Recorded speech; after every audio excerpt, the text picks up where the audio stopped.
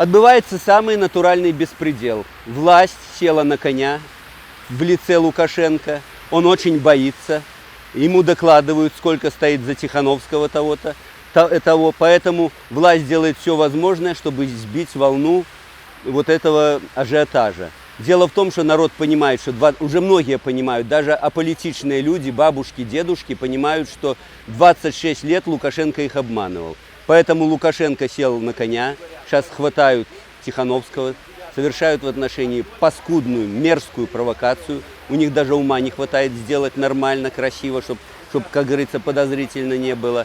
Хватают всех подряд, угрозы расстрелом, убийством и все прочим. Поэтому ничего хорошего из этого не выйдет.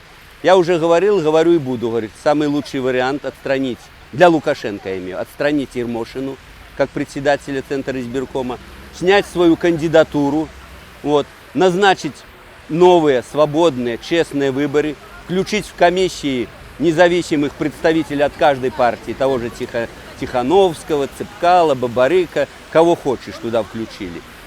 Чтобы были никаких вопросов, чтобы к этим выборам нет. Провести выборы, а сам пусть садится в Боинг, забирает свою семью, летит куда хочет, ему никто препятствовать не будет.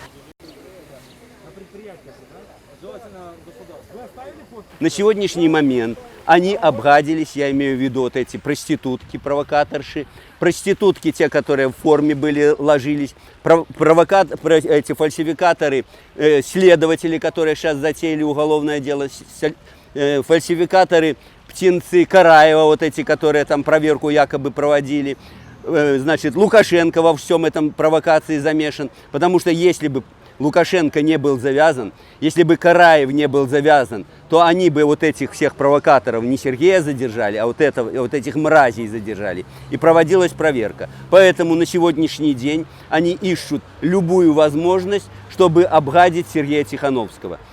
Что угодно сейчас будут искать, будут людей доставать. Я уже говорил сегодня. Еще попрошу вас, ребята, девчата, будут вызывать, не бойтесь. Вас не убьют, не расстреляют, не повесят. Отвечайте, ничего не знаю, не хочу с вами общаться и все прочее. Да, есть статья, если вы отказываетесь помогать следствию там. Вы скажите, доказывайте. Пусть они доказывают, что вы знали что-то. Они никогда этого не докажут. Да, не знал, да, забыл, да, не помню. У меня тем более такая фамилия. Не помню. Я говорю, я ничего не помню. Идите вы в одно место. Все, не бойтесь.